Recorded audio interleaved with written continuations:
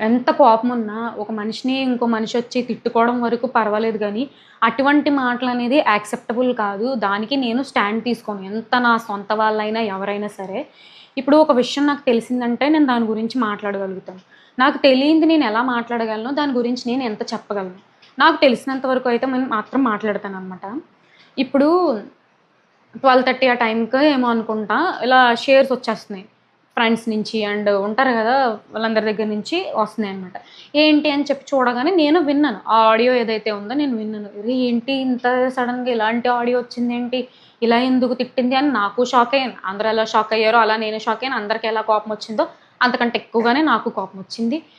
తర్వాత ఇదేంటి ఎంతవరకు నిజం ఏంటి అని చెప్పి ఆ యూట్యూబ్‌లో వీడియో మొత్తం కూడా నేను చూడడం జరిగింది. వెంటనే ఫోను చేశాను. ఎందుకిలా తిట్టాల్సొచ్చింది నువ్వు? ఏంటి? అని చెప్పి అంత స్మూత్‌గా గూడా అడగలేదు నేను. చాలా గట్టిగానే తిట్టుకుంటూనే మాట్లాడాను. ఆ టైంలో మా చెల్లి, "నువ్వు ఏం జరిగింది? ఏంటి?" అని కొంచెం కామ్‌గా మాట్లాడితే నేను చెప్తాను గదా! నువ్వెందుకు అంత గట్టిగా మాట్లాడుతున్నావు? అసలే నేను బాధలో ఉన్నాను. అసలే డిప్రెషన్‌లో ఉన్నాను. నువ్వొచ్చి ఈ టైంలో నువ్విలా మాట్లాడుతున్నావు. నాకు ఇంకా చాలా డిప్రెషన్‌గా ఉంటుంది. దయచేసి నాతో 2 రోజుల దాకా మాట్లాడకు. నీకు పుణ్యం ఉంటది. అని చెప్పి స్టిల్ ఈ రోజు వరకు కూడా నాతో మాట్లాడట్లేదు. అసలేం జరిగింది అనేది అక్కడ ఆ పిల్ల చాట్ చేసిన ఆ పిల్లకి తెలుసు. ఆ పర్సన్ ఎవరైతే ఉన్నారో వాళ్ళిద్దరి దాకా తెలుసు. నన్నొచ్చి "నీకు తెలీదా?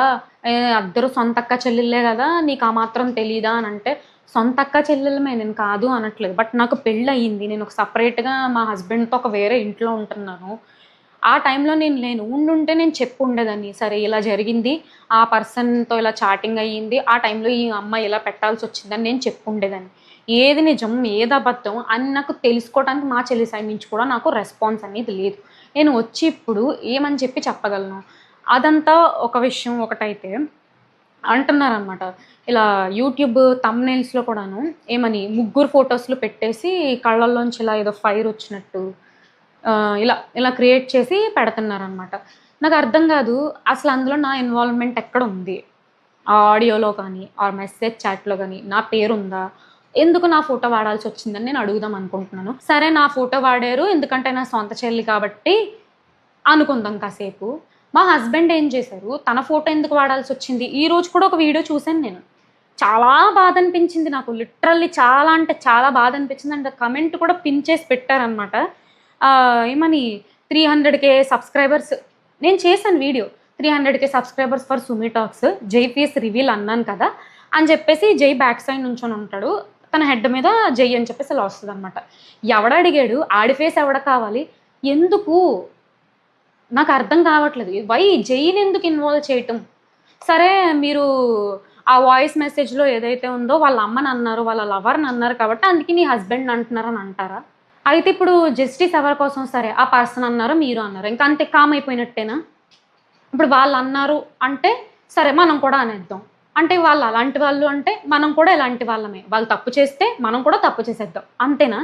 వాళ్ళలా ఉన్నారు. మనం కూడా అలా ఉంటే, మనకి వాళ్ళకి తేడా ఏంటి అని ఇదెందుకు గ్రహించుకోలేకపోతున్నారు నాకు అర్థం కావట్లేదు. సింపుల్. ఏం జరిగింది ఆ సిట్యుయేషన్‌లో, అక్కడ కరెక్ట్‌గా టైంకి ఎగ్జాక్ట్‌గా ఏం జరిగింది అని తెలుసుకునే మాట్లాడే స్కోప్ నాకు లేదు. ఉండుంటే సరే. నువ్వు అనవసరంగా చాలా తప్పుగానే మాట్లాడావు. అపాలజైజ్ టు హిమ్ అని నేను చెప్పుండేదాన్ని. లేదు నువ్వు తప్పు మాట్లాడలేదు. నువ్వు కరెక్టే మాట్లాడావు. ఆ పర్సన్ నిన్నేదో అన్నాడు. అందుకే నువ్విలా అన్నావంటే లెట్స్ ఫైట్ అంటాను. ఇప్పుడు తప్పు చేసినప్పుడు సారీ అని చెప్పడానికి ఒక క్షణం కూడా ఆలోచించను నేను.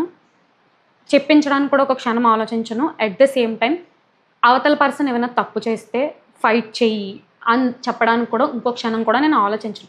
ఇప్పుడు నేను ఒక కన్క్లూజన్‌కి రాలేకపోతున్నాననమాట. ఎవరిది తప్పు ఏంటి అని చెప్పి. వాయిస్ అయితే క్లియర్ ఉంది.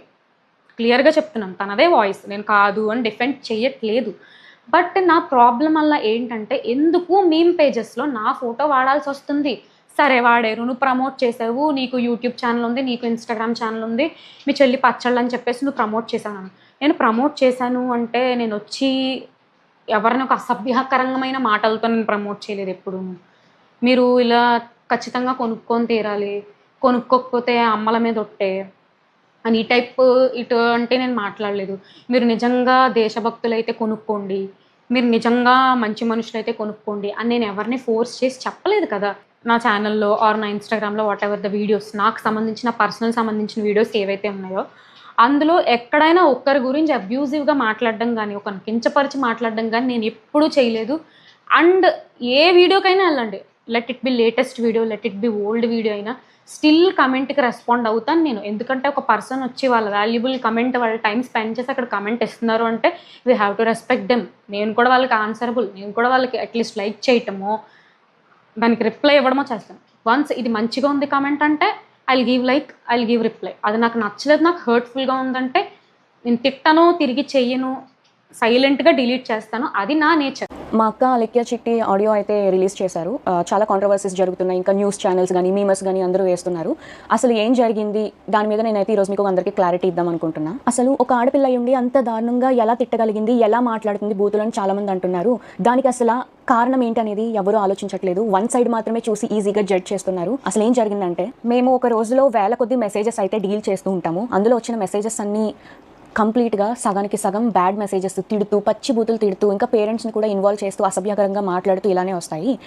ఇలా వచ్చినప్పుడు మేము మ్యాక్సిమం టైమ్స్లో బ్లాక్ చేస్తాము. బాగా ఫ్రస్ట్రేషన్ ఉండి బాగా ఇంకా చచ్చిపోయేలా తిట్టిన వాళ్ళని మాత్రమే అక్క ఏదైతే ఉందో తను రిప్లై ఇవ్వడం జరిగింది. కానీ ఇక్కడ జరిగిన మిస్టేక్ ఏంటంటే, ఒక పర్సన్కి, తిట్టిన పర్సన్కి కాకుండా వేరే కింద చాట్ ఉంటే ఆ చాట్లో ప్రెస్ అయిపోయి బై మిస్టేక్గా అతనికి వెళ్ళిపోయింది. అది తను రియలైజ్ అయ్యే లోపే వెంటనే డిలీట్ కూడా చేసింది. ఆయన చూసి ఉండరు, విని ఉండరు ఏమో అనుకుని ఇంకా మేము కూడా ఏం రెస్పాండ్ అవ్వలేదు. ఈలోపు ఆయన చూసి వేరే మీమర్స్కి కూడా పంపించేసి పబ్లిసిటీ న్యూస్ ఛానల్స్లో అన్ని జరగడం అయిపోయిందనమాట. ఈ విషయం మరి ముందే చెప్పొచ్చు కదా అని అందరూ అడుగుండొచ్చు. మేము ముందు చెప్పడానికి అసలు ప్రూఫ్తో మేము మాట్లాడదాము, అసలు ఏం జరిగింది అనేది క్లారిటీతో వద్దాం అనేసి మేము ఇంతవరకు డీలే చేసాము. ఈలోపు వాట్సాప్ ఓపెన్ చేస్తుంటే చాలామంది బ్యాడ్ మెసేజెస్, ఇంకా కాల్స్ కంటిన్యూస్గా చేయడంతో 35,000 మందికి పైగానే వాట్సాప్ రిపోర్ట్ కొట్టారు. దానివల్ల మాకు ఏంటనేది చూపించలేకపోయాం. వాట్సాప్ అనేది అండర్ రివ్యూలో పెట్టాము. 24 to 48 hours అయితే మాకు టైం తీసుకుంది. ఇంకా దాంతో కూడా పని అవ్వదు అని మాకు అర్థం అయిపోయేసరికి ఇంకా ఆ పర్సన్కి, ఎవరైతే ఉన్నారో బ్యాడ్ మెసేజ్ వెళ్ళిన పర్సన్, ఆయన మేము అప్రోచ్ అయ్యి ఆయనకి మేము సారీ కూడా చెప్పాము. నేను మీకు ఇప్పుడే వినిపిస్తాను. అండి, నేను అలెక్య చిట్టిని మాట్లాడుతున్నాను. మాకు వచ్చే మెసేజ్లో అందరూ జెన్యున్ గా ఉండరు. పచ్చి బూతులు తిట్టి మాట్లాడి ఇబ్బంది పెట్టే వాళ్ళు చాలా మంది మెసేజ్ చేస్తారు మాకు రోజు. మీ చాట్ కంటే ముందు ఇద్దరు నాకు అబ్యూజివ్ గా మెసేజ్లు పెట్టి బై మిస్టేక్ గా అది మీ కిందకి స్క్రోల్ చేయడం, అది మీ చాట్కి ప్రెస్ అయిపోయి వాళ్ళకి తిట్టాల్సిన మెసేజ్ మీకు వచ్చేసింది. అండ్ అది నేను రియలైజ్ అయ్యే లోపే మా బిజినెస్ వాట్సాప్ కి రిపోర్ట్లు చేసి ఇంకా మొత్తానికి మా బిజినెస్ వాట్సాప్ అయితే యాక్సెస్ చేయలేకపోతున్నాం మేము. మా పికిల్స్ ఎక్స్పెన్సివ్ అని మీరు ఒక్కరే అనలేదండి, 100 మంది అన్నారు. అన్న ప్రతి ఒక్కరిని నేను బూతులు తిట్టేయడం అంటే అది నమ్మసకంగా లేదు. ఫస్ట్ అబ్యూజివ్ వర్డ్స్ ఎవరైతే మా వాట్సాప్ కి తిట్టి మెసేజ్ చేస్తారో వాళ్ళకి మేము అదే భాషలో మేము రిప్లై ఇస్తాం. ఈ వాయిస్ నోట్ అయితే మీకు పెట్టాల్సింది కాదు. మీ విషయంలో చాలా రాంగ్ జరిగింది. దానికి ముఖ్యంగా నేను మీ అమ్మగారికి చాలా సారీ చెప్తున్నా. ఈ ఆడియో ఏదైతే విన్నారో దానికి ఆయన స్పందించడం కూడా జరిగింది. ఎలా అంటే, అయ్యో మరి మీరు మాకు ఆ విషయం ముందే చెప్పాలి కదండి, ఎందుకు చెప్పలేదు అనేసి మాకు రిప్లై అయితే ఇచ్చారు. అది మీకు పెట్టాల్సిన మెసేజ్ కాదు కాబట్టి నేను మళ్ళీ రియలైజ్ అయ్యి అది వెనక్కి వెళ్ళి డిలీట్ ఫర్ ఎవరివన్ కొట్టడం అనేది జరిగింది. అసలు నేను మీకు పెట్టాల్సిన మెసేజే కాదండి అది. రోజు మీరు బిజినెస్ స్టార్ట్ చేసినప్పుడు మాకైతే ఒక మెసేజ్ వచ్చింది, అది నేను దానికి రెస్పాండ్ అవుతూ నేను ఒక వీడియో చేశాను. ఇలాంటి అబ్యూజివ్ వర్డ్స్ మాట్లాడుతున్నారు, మేము వ్యాపారం చేసుకునే వాళ్ళు, మా మీద ఇలాంటి మాట్లాడడం ఏంటి అని చెప్పి నేనే ఒకటి రైస్ చేశాను వాయిస్. అలాంటిది నేను ఏ మాటలో ఏ తిట్టలేని వాళ్ళని తిడతాను అని అంటే అది ఒక రకంగా ఇన్నోసెంట్ వాళ్ళని తిట్టడం కూడా. నేనైతే ఇన్నోసెంట్ వాళ్ళని ఎవరిని ఎప్పటికీ వచ్చి ఒక మాట అనలేదు.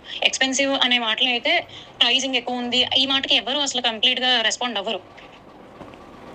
ఇదండి జరిగింది అయితే ఇది. సో ఒకరికి పెట్టబోయి తను తిట్టిన ఆడియో ఏదైతే ఉందో అది కంప్లీట్లీ నిజమే, కానీ ఒకరికి పెట్టబోయి ఆ మెసేజ్ అనేది వేరేగా బై మిస్టేక్గా వెళ్ళిపోయింది. దానివల్ల ఈ పబ్లిసిటీ అంతా అయింది. ఒక ప్యూర్ ఇన్నోసెంట్ వాళ్ళని ఎవరైతే అసలు ఏం సంబంధం లేకుండా వాళ్ళకైతే ఒక మాట నింద అనేది పడవలసి వచ్చింది. కానీ అది కంప్లీట్లీ మీకైతే ఏం సంబంధం లేదమ్మా, మీకు అసలు ఆ మాట మీకు సంబంధమే లేదు. అది వేరే వాళ్ళకి వెళ్ళాల్సింది కాస్త మీకు వచ్చేసింది. అంతకు మించి ఇందులో ఏం లేదు, కంప్లీట్ మిస్లీడ్ అయింది అంతే.